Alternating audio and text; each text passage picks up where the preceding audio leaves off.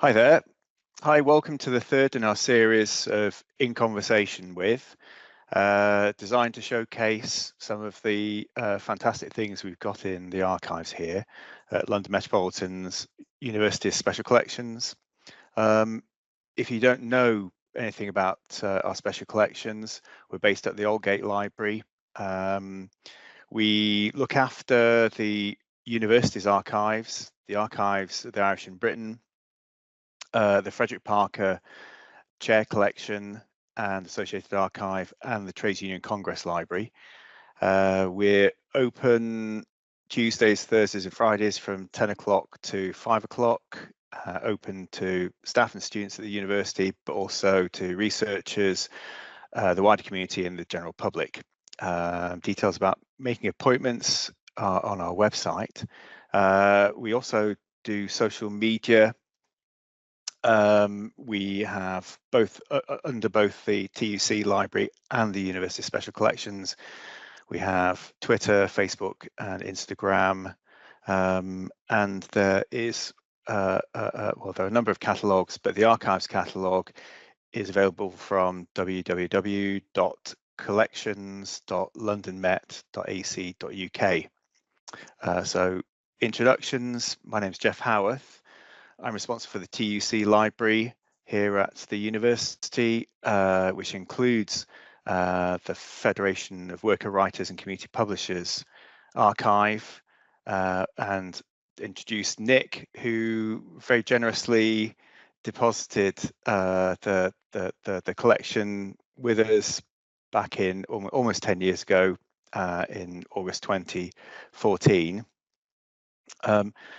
Nick was all involved in the working class creative writing movement that exploded across the country between 1976 and 2007.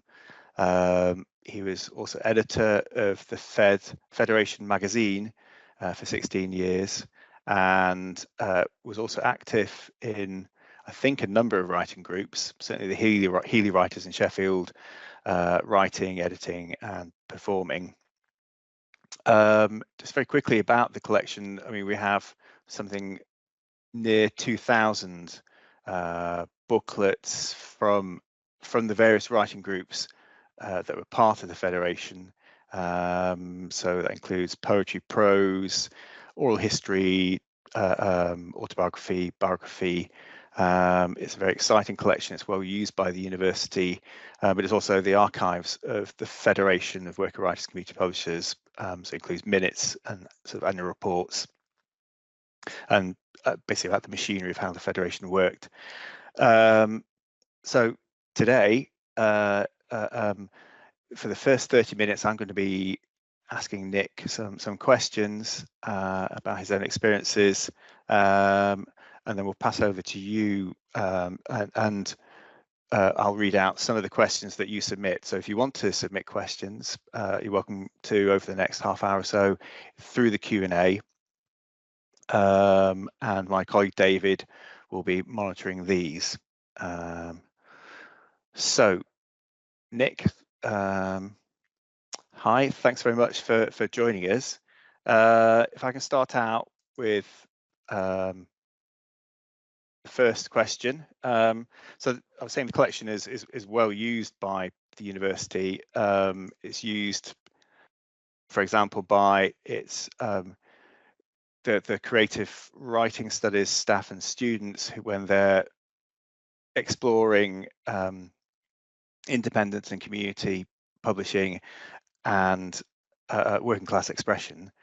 How did you start writing, and how did you get involved in writing groups? Okay, so well, I've been writing probably since I was at school, certainly before. I was still at junior school. My dad was a freelance writer. He wrote a lot of education books for schools, and so I was sort of very interested in doing that myself. And I joined the Writers' Workshop. I joined Healy Writers' Workshop in about 1980, but I'd already been writing sort of poetry to myself really for some time, and that was my introduction to to writers' workshops on the sort of model of what the Fed was, really, although he took a couple of years before it actually found out about and joined the Federation of Worker Writers. I moved to London and joined Hackney Writers. I was there for about a year, and then I came back to Sheffield and rejoined Healy Writers.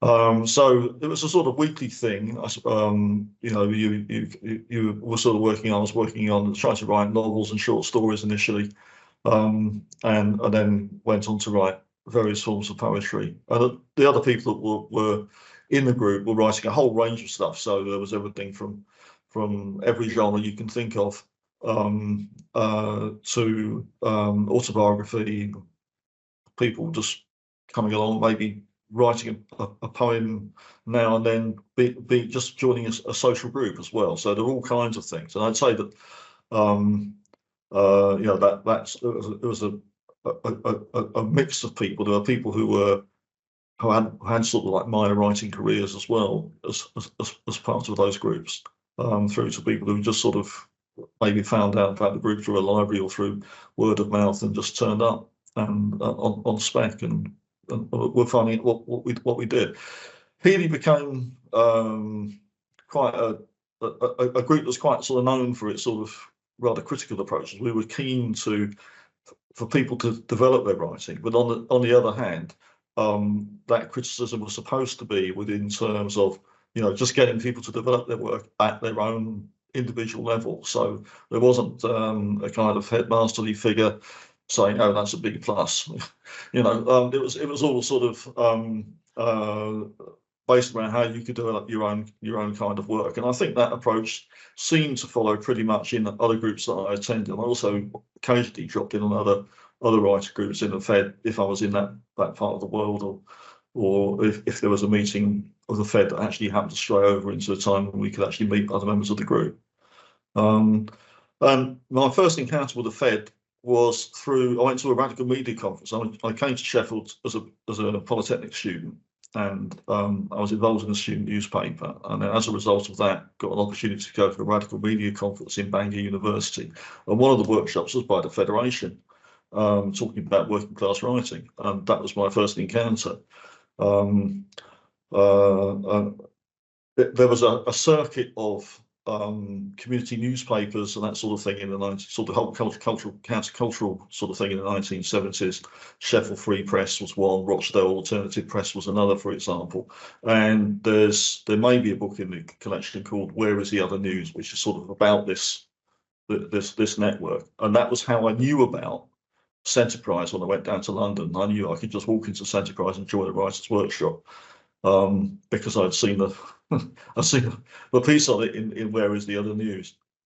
It's one of those. It was a whole series of commedia books, which were sort of published in the sort of late 70s and 80s about alternative media in the UK, including radio and sort of alternatives to standard broadcasting. So there's a sort of part of that, and a lot of the members of the Federation were part of that kind of. They were also producing newspapers and local media. Queen Spark would have been another example. In fact, Queen Spark is still going, but they started around a community newspaper, for example. Oh yeah, brilliant. So in a bit of research for this conversation today, I came across some fanzines from the 80s, from Propaganda and Scratch, both published in Sheffield. Were you involved in the fanzine movement at all? I think I might have spotted you. There's a Nick credited in the inside pages. Yeah, briefly I was. Yeah, so I was unemployed around sort of 1985 to 1986, 1980. Yeah. 1983 to 1985 roughly, and then while I was on that, there were various courses that you get onto if you were unemployed. So I joined a fanzine writing course that was run by the people who ran Propaganda. Scratch was an output from that course, and I joined Propaganda for a few issues. I'm afraid we had musical differences and some editorial differences. So I didn't stay for very many issues. And my issue was really that you know, if you're producing a magazine, you need to be up at 9 o'clock in the morning chasing those stories, because by that time I'd done a journalist training course, and I was very keen on that. And but it didn't seem to be so, partly because you were up till 2 o'clock in the morning selling magazines at gigs, so then you couldn't get up at 9 the following day. But yeah, I was involved in that briefly, and I had actually tried.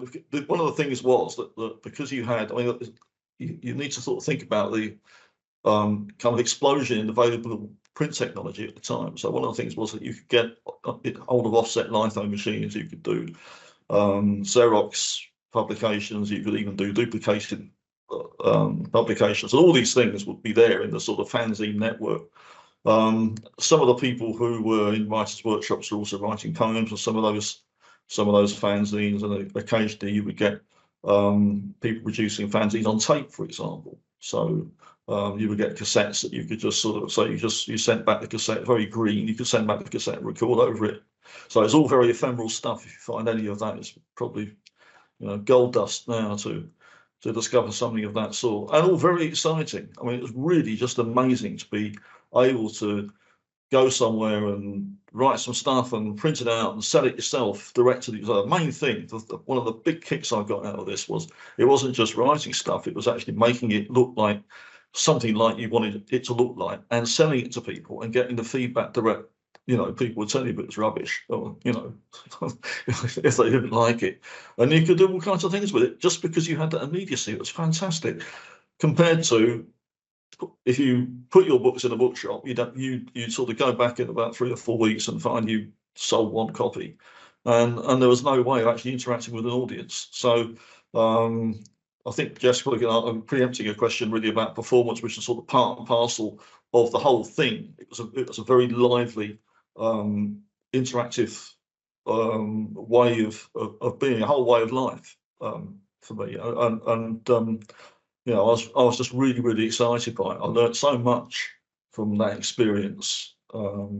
Really, just, you know, of course it's all redundant now because well, offset litho press is working anymore, and you know, you're kind of. It's funny, you can use. I'm teaching occupational therapy now, using techniques like zines as a new thing.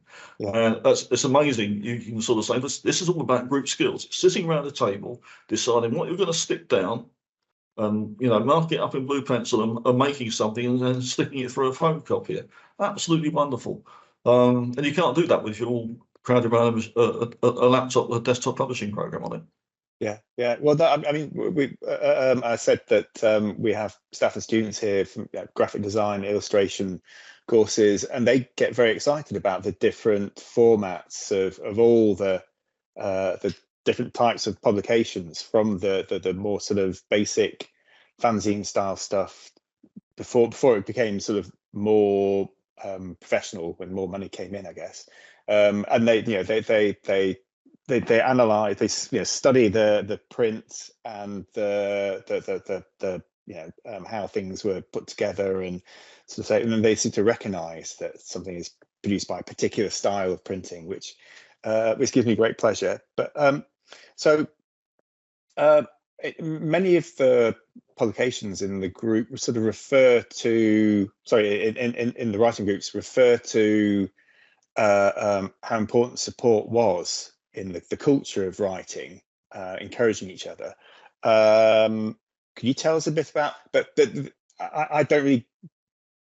I'm intrigued by how those groups sort of functioned on maybe a weekly basis. So if you, for example, if you took one of your poems or stories along to the group, what would happen in those before you all went off to the pub at the end, or not? What happened? Going to the pub was very important, but I suppose so Healy Writer started at 7:30 on a Sunday night. We had the use of a community centre on a Sunday night. Eventually we got it rent free because it was important to have somebody in the building on a Sunday night, so it wasn't actually being vandalised. So that was so some of the things you have to think about are how things are organised on a kind of quid pro quo basis, and a bit of ducking and diving really to sort of keep these things going, because the money you often had was the money in your back pocket, and these publications had to be cheap because you didn't have a lot of money to put up front, and you couldn't afford to have a load of mouldering copies in a box somewhere that you hadn't sold. You had to put the money back in to produce the next thing. In terms of taking your workload, so if you turn up at 7:30, if you were sort of first in or early into the building, if there was a whole load of people, there could be anything from like 2 people to 24 people. You would never know necessarily how many people you were going to get coming along. So the first people that were in would probably get to read if they hadn't read the previous week, and so you sort of keep a tally of who's actually reading what. So your group, the facilitation of the group would often revolve. It wouldn't be necessarily one person who'd be doing that every week. It would be delegated amongst the group to sort of pick up. And in Healy, we tried to sort of make sure that did sort of swap around so that different people had the experience of running the group, because it wasn't just about learning to write or sharing your writing. It was also a kind of group development, pedagogical kind of exercise as well, and seen very much in that way. And a lot of other groups had that kind of approach. So it's about, you acquired a load of community skills and of capacities as a result of being involved in these things. It was important, for example, to have the responsibility to have the key to the building, to actually make sure that you turned up on time, and there were things like tea and biscuits. So tea and biscuits are really important. So that you've got a half hour of people sort of coming in and sort of introducing each other, so that new members of the group, which you'd often have coming in, were made to feel at home. Then you'd get the groups going proper at about 8 o'clock until about 9:30, and you'd identify who was going to read things. Not everybody would.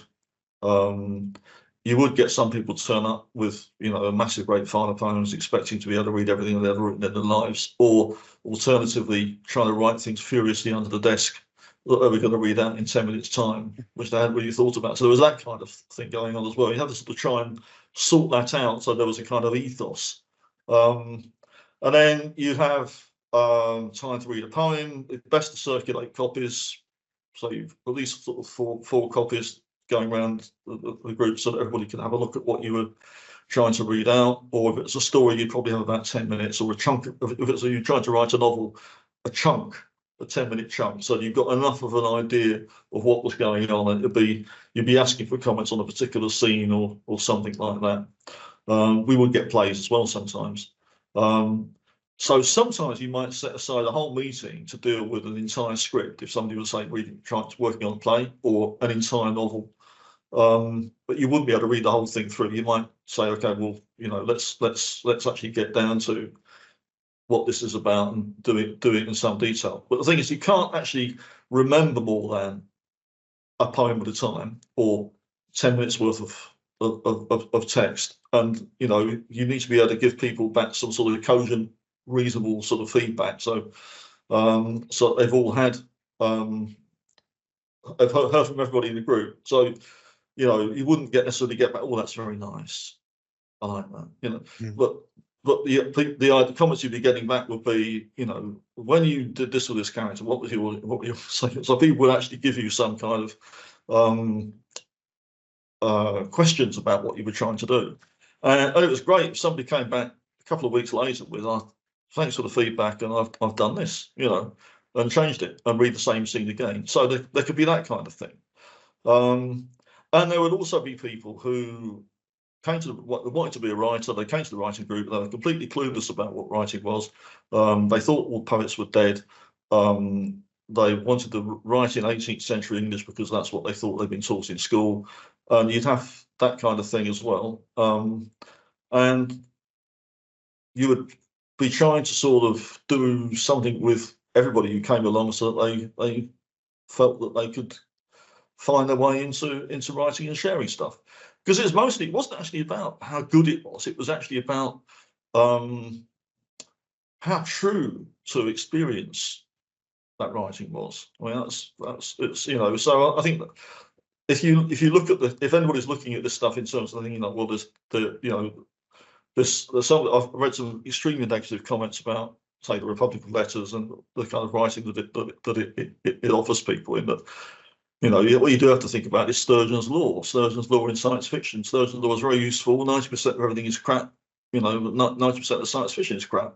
So there's going to be a lot of dead wood.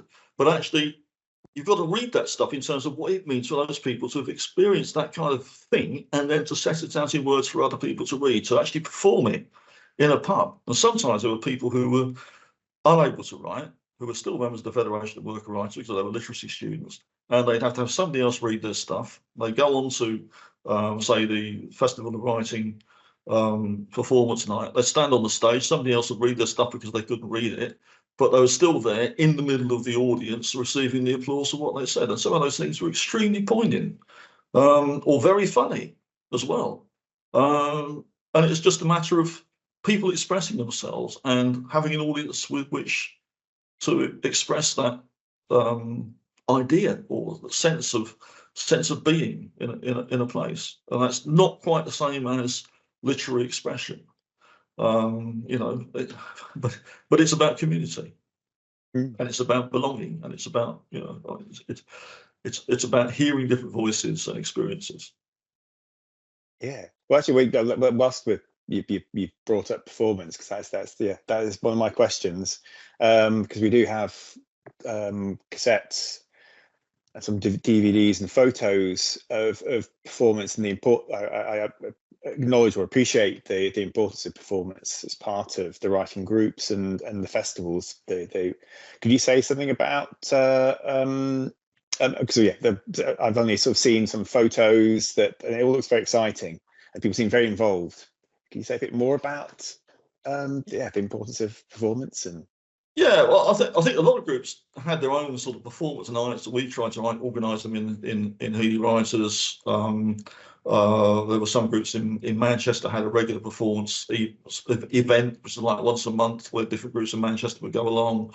It was very important in Liverpool Merseyside scene, that there was sort of these sort of poetry events. And I think going back to Hackney, there was a number of cabarets in London, in the East End and in Dalston, where people would get up and perform their stuff. So if you think about things like the emergence of black writing at that time, it's very important to be able to perform that in a very explosive way. So somebody who was sort of associated with the Hackney thing was Lindsay Gracie Johnson, for example. So we've got that kind of explosion of black writing, and people say, "Oh, I want to do that." So you get all these sort of white boys trying to be dread poets, and that kind of thing happening as well. So a lot of exchange of ideas and form and style, and that was tremendous. But to be able to do that kind of thing, I think that was people would be very apprehensive about how they might actually go on stage. So we had the Federation Festival performance evening on a Saturday night was a big part of that. But there'd be the performance, which might be a couple, 2 or 3 or 4 hours long, and then after that, until 3 o'clock in the morning or something, people would still be going on reading their poetry to each other, well into the night. So people kind of couldn't get enough of it, and I think what an ideal event would have been that some of the university, we have a university that had an affordable rate for accommodation, and was relatively central to most of the groups, so that everybody had roughly the same kind of travel distance to make. It wasn't excessive, so it would always be somewhere in the Midlands. And the ideal thing was that you would have a stage or a stage area where people were in the round, so the audience were actually around you. So you weren't just looking out front, but you had people sort of, you were in the middle, really. And that felt really great if you were doing that. And anybody could put themselves down to perform. You might have a couple of people per group, and there might be as many as 30 odd groups. They'd have about 5 minutes per group, so it go on for a very long time. And they just sort of, just get a flavour of what was going on, really, from that. But it was integral. So you'd be performing within a group, within your actual group itself, and groups would work on people projecting their poetry. So we said that publication, as far as we were concerned in the Federation, involved every form of dissemination, and that meant you could declaim your poetry in a pub, and that was performance, and that was publishing, because you were making other people listen to it. And those performances could be very dynamic. I can remember some nights where you'd have like really gut-wrenching stuff one minute, and the next minute you'd be rolling the aisles, because it was just amazing. You couldn't have bought such entertainment, and it was all direct from the horse's mouth, as it were. Wasn't mediated by anybody else. Fantastic. So, I mean, I remember visiting you to see the collection before you brought it to us here, and so much of it, I think you'd collected, hadn't you? And it's such a diverse collection. Can you tell me a bit about why you chose? What was involved in your choice? Was it through the Federation that you were given these, or this is actually you going out and collecting them from? The collection has various sources in that the Federation collected. We had the idea of collecting an archive, and it ran over a number of years, because we had all this stuff that was sent in for reviews to the magazine. There had been a rule earlier on that each group had to give 6 of its publications, 6 copies of each publication, to the Federation for a Federation bookstall, which was a sort of rolling. It was basically a box of books that got sent by parcel to any event, and then the money got put back into the Federation. And I kind of, at one meeting, I bought the remains of that bookstall in an auction during an AGM. And but I'd already started collecting the stuff, because I went to Centerprise in London. I was sort of looking for work in London initially, and I'd been to the chip shop the night before, went into Centerprise bookshop, and there was this book called Working Lives, and I opened this up, and blow me, there was the man I just bought fish and chips off the night before in a book. Wow, in this kind of genre, kind of photography, documentary kind of thing. It's just pretty amazing. So I bought that there and then I went back and bought a load of Centerprise books, just different ones. I just there was a lot of stuff. I think I bought Jackie's Story fairly early on, and one of Roger Miller's books about it's probably comprehensive education fairly early on, because you wouldn't have read that kind of stuff anywhere else. I mean, there has been working class writing going on for many years, but actually it's never been that directly accessible that you can just go into a shop and buy it without kind of like ordering it, or at least not to my knowledge at the time. I was in my 20s, so who was I to know what was really going on? Then I went to the Federation Festival. I bought a copy of No Regrets by can't remember the guy's name off the top of my head now, but he was basically one of the strikers in the 1925 general strike, one of the NUM strikers who derailed the Flying Scotsman. And it was an account of his involvement in this episode. And I thought, I didn't learn this stuff at school, my God. So then I set up a bank account, basically £10 a month, so that every time I went to the AGM, I had about 120 quid to blow on Federation books, and I just bought anything I hadn't seen before. So it's pretty random. As much as I could afford and cart away. So I used to come back with a great rucksack of books and read it all. And that was sort of how that collection started. But I realised when I was, I realised by then that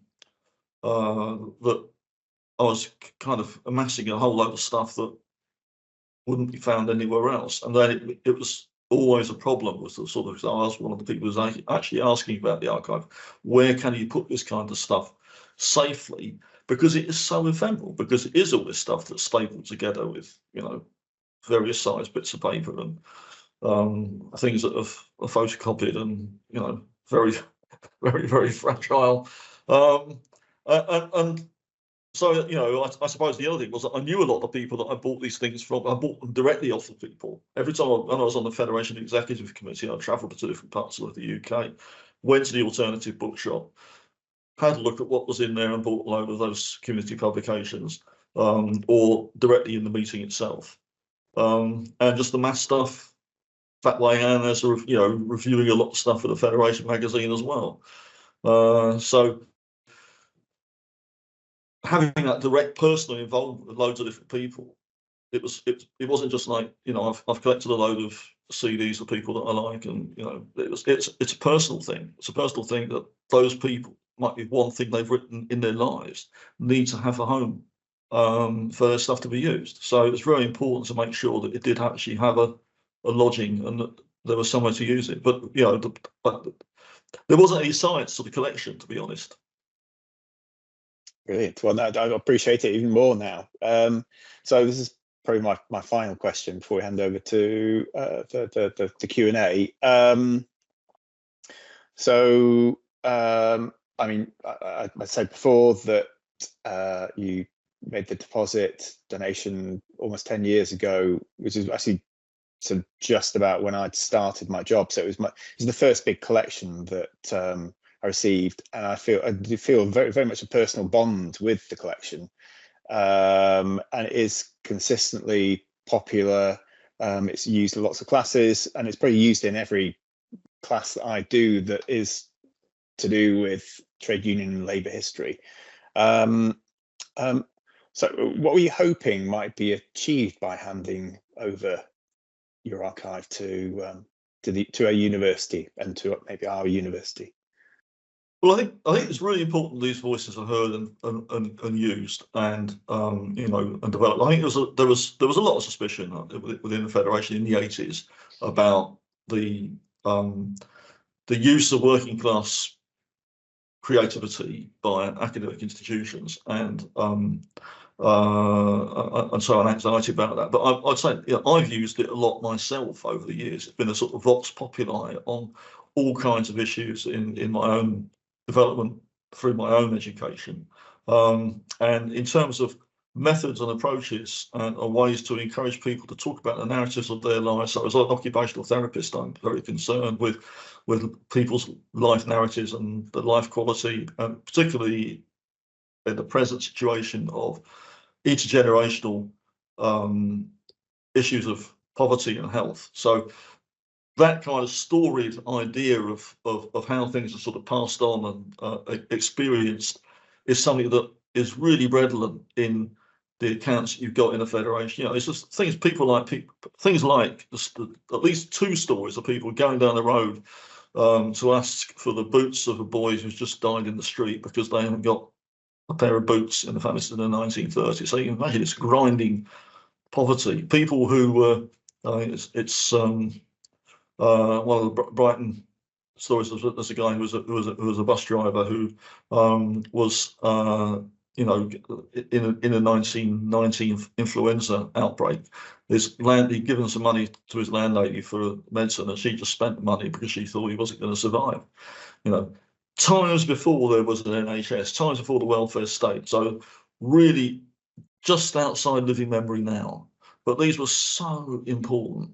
And for me, it wasn't, very much, it was a personal connection to most of the people who sold me their books and told me their stories.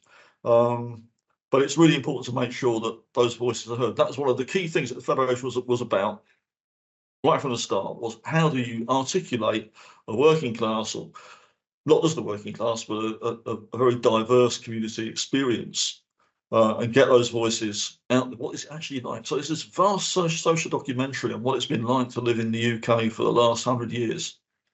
There's some really amazing stories in there, really amazing survivals, and sometimes, you know, they've been like the Thames Boatman story, which was in a biscuit tin under somebody's bed and then sort of handed in and published at Enterprise. Some of those things were just sort of only just got into publication by the skin of their teeth and would otherwise be lost.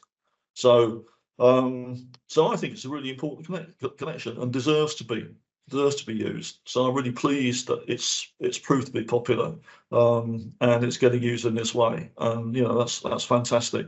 So it's not my collection; it's the Federation's collection, if you like, and it's all those voices and all those people over the years who've been involved in that movement, who really needed to have a place. Yeah, well, it sits it sits very well alongside the Workers' Educational Association's archive and, you know, the Ragged Trousered Philanthropist manuscript, you know, talking about sort of a manuscript, not exactly under the bed, but you know, well, the story about Tressel's manuscript is on our website anyway, so people can check that out. Oh yeah, the Workers' Educational Association. We have their archive. I was very excited to see in the two fanzines, Propaganda and Scratch, that the WA were involved. Can you say a little bit more about that and whether there was much crossover or support, competition? I think a lot of groups started out as WA workshops, and Rebecca O'Rourke wrote a book about creative writing in the sort of 60s and 70s, which sort of talked about that kind of adult education movement. So adult education has been really important in promoting working class writing way back, you know, to the 19th century. And a lot of writers have sort of emerged out of that kind of background. And it was certainly the basis for a lot of writers' workshops. So Hackney Writers, for example, was a WA workshop. One of the things that was important then, I remember, was that you had 12 people in the room, you know, because otherwise the funding for that class might be threatened. You had to have at least 12 people and a tutor to run those kinds of groups. But they very swiftly moved on, because one of the things about the whole working class writing movement was actually having control of the process, workers' control of the means of producing culture, if you like, and so you wouldn't then have a tutor. You would, you often avoid that sort of thing. But it was very important in helping those groups get off the ground, in things like accessing printing courses. So a lot of the Liverpool groups produced, it wasn't, I think it's from the WA, but they produced their publications through a printing course run at the local college. So everybody involved at least one student on that course. Every group involved a student on that course, and that ensured that they would get a publication published as a result of that student's work, which was, you know, the course outcome was to produce a book. So that was very convenient way of making sure that you got some publications. But I think the other way that WA was very important. It was that a lot of the people who became tutors for the groups actually emerged from that kind of experience. So people like Eddie Barrett, for example, who was very prominent in Liverpool, had that sort of background as a WA tutor, for example. So your tutors were people who were working class people who'd emerged from the WA movement. And Ray Hearn in Sheffield, in Rotherham, and Sheffield was another very prominent person in working class writing up here, who also had a strong background in the WA movement. So you know, there is a debt, certainly, to the WA in the background of a lot of groups. Yeah, and lots of ways. Great. The collection is rich in testimony. You know, I think, for example, Queen's Park seemed to carry out interviews with people. Common Word. Was the Federation involved in this? Did you do training or anything, any support like that? There was a lot of training in different things. So there would be regional, there were various times. There were regional writing days in which you would have kind of workshops on women's writing, black writing, Irish writing, and sometimes those would be closed groups, sometimes they'd be open groups, so that people could come along and find out what Afro-Caribbean writing was about. I remember going to some workshops on that and on Irish writing, which were absolutely eye-opening to me. They were really influential in terms of I went off and read all this stuff and thought, if this the Irish stuff in particular was really. I was like, oh, what you can do in Irish you can't do in English, because you've got all this sort of assonance that's going on, and can you achieve anything like that in English? Can you do that? So it was and the themes the themes of writing, of course, were really very different when you're coming from these different world perspectives. So yeah, there were lots of things like that. There were occasionally there would be specific courses put on. So we had some training from Password, which is about book distribution and marketing, which is a huge problem because we didn't have access to the same kind of distribution deals that, say, Penguin would have, because you were a little publisher, so you were going to lose 55% or more of your cover price if you took your book to Waterstones. So it was a much better model to just forget the whole prestige thing of trying to go through a conventional bookshop. And if you couldn't just sort of work a deal with a local shop to just have it in the window and come by and collect a few copies, what you really had to do was go out and sell it yourself on the street or in the pub, or usually have an event. So the link back to performance again was if you put an event on, you could sell a lot of copies of your publication that way.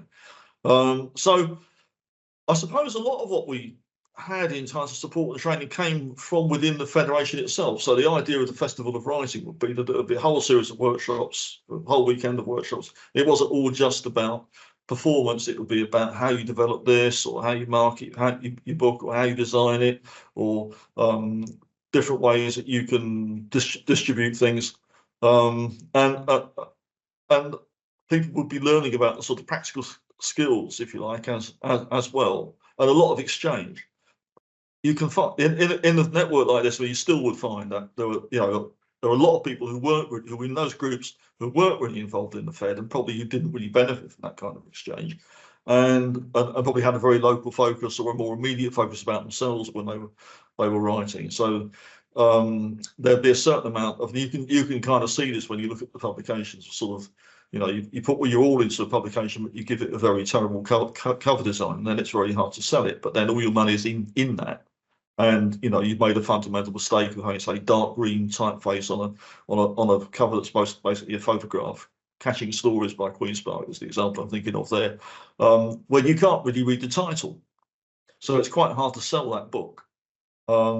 Whereas others might have a much better design. And when we had the Raymond Williams Community Publishing Prize, the issue with that was that somebody who came along with a wonderful thing that they produced on a spirit duplicator would have no earthly chance of coming anywhere in that prize, no matter how fantastic the content was or what effort had gone into it. And then a council that had got £10,000 to put into a local book from their libraries department would win it easily, because they had professional staff to produce these things. And that was a problem with that particular aspect of the work that we did.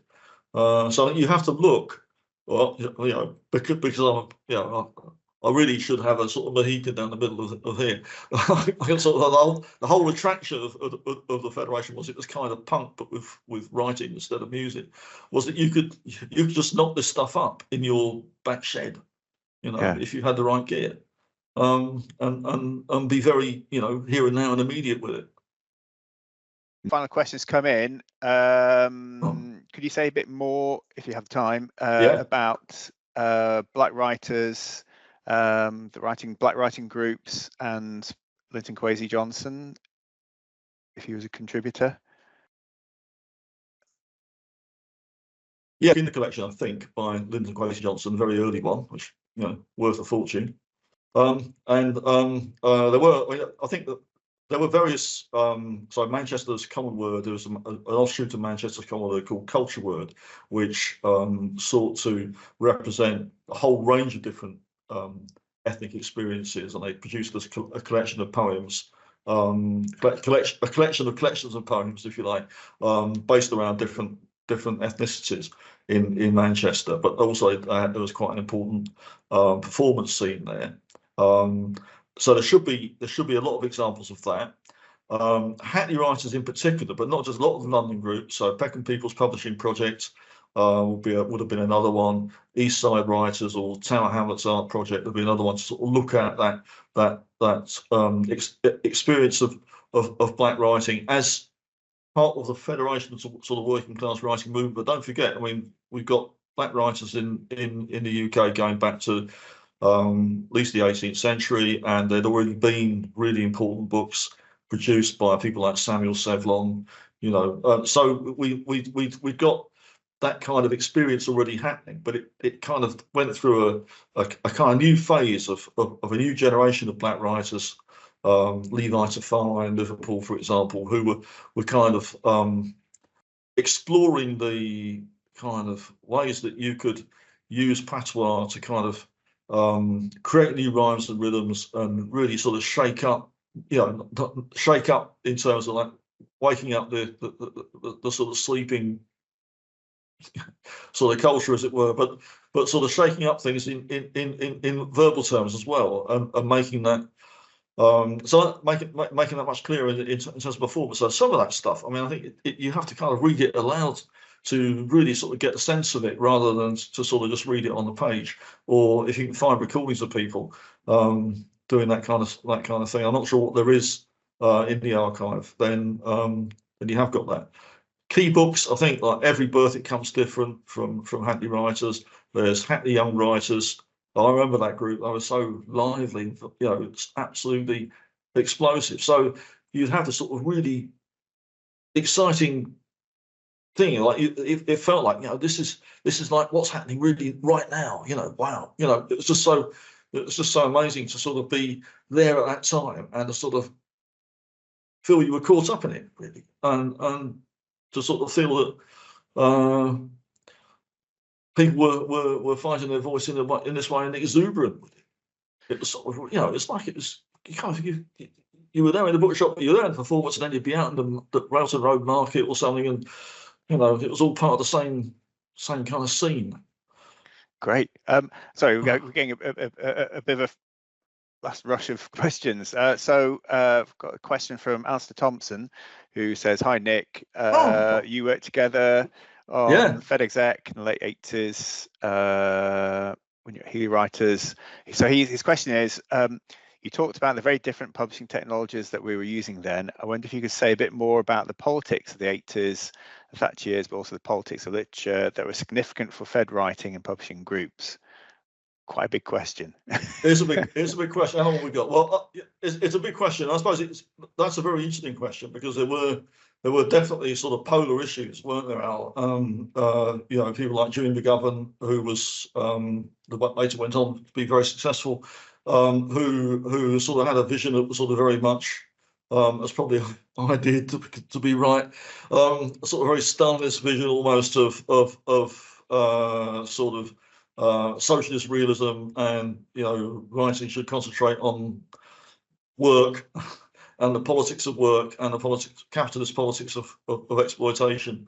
And other people saying, well, you know, like Rebecca O'Rourke, who were saying, well, you know, there are all these other experiences. You've got to talk about women's experiences, you've got to talk about gay experiences, and that was something that Queen Spark were doing, was sort of exploring that thing. You think like Daring Hearts, which is, you know, really pioneering work, and you know, worth checking out in terms of just that early experience of gay writing or gay expression in the UK at the time. So looking back at that, there's a lot of really pioneering stuff, but it had to be fought out. And I think the difficulty in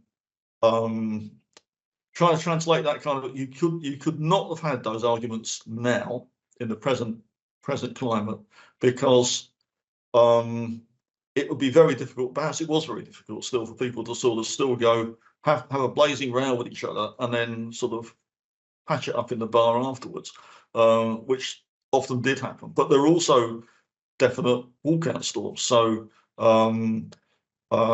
if you think of Lem Sissy, for example, who was on the executive. Lem Sissy is a very well-known poet now. He was on the executive, was kind of voted on. He was voted on because he had this very upfront attitude about, well, you know, no white man's going to tell me what to do. And so he kind of, well, we'll have him on the executive then, you know. But then he said, I'm not going to be your token either. And none of us knew really what kind of experience he had had, which had fueled that. And it's something that he's talked about a lot since. And you can kind of see, yeah, that's why he was that very, very angry man at the time. And, you know, how he could have given voice to that kind of experience, and was the Fed at the time the right place, I don't know. So that it was a difficult time of sort of ironing out, I suppose, politics from within a working class movement which didn't have the benefit of academic theoretical structures and ways of managing debate, but, you know, basically had people arguing it out over the bar, and so there is that sort of sense of a very sort of rough and ready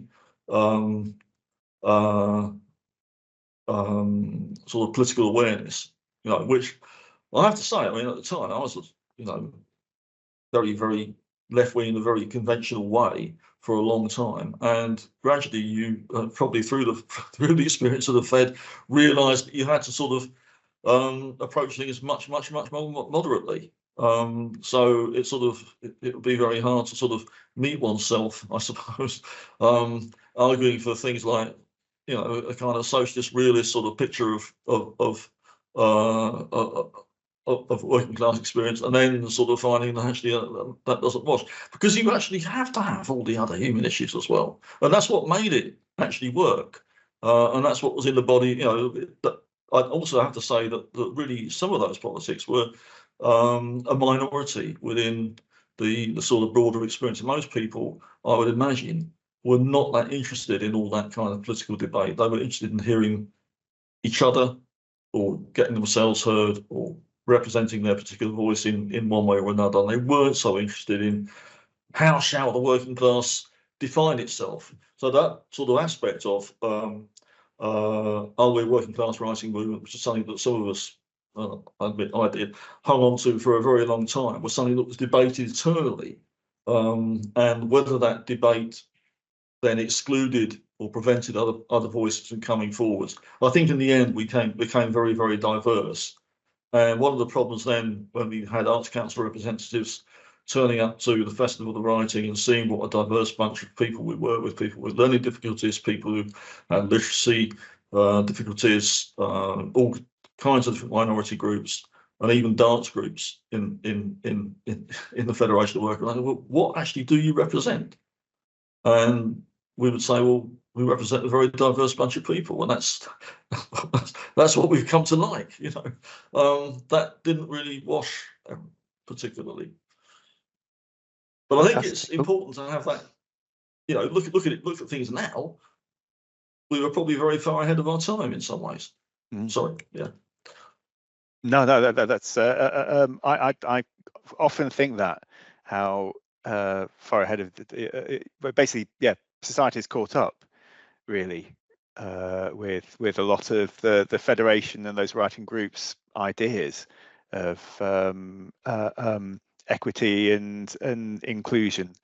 Yeah, thanks for again, Nick. I think that's it in terms of questions. I should also say thank you very much. I mean, your collection has attracted other people to deposit. So you mentioned Roger Mills. Roger Mills has donated his papers and archives, and Joanna Bornat of Oral History Society, she's donated publications. So it's, you know, it's a collection that I think we're very proud of. Well, thank you very much for everyone else as well for joining us. I'll say goodbye for now. Bye. Thanks, Nick. Bye. Bye, everyone.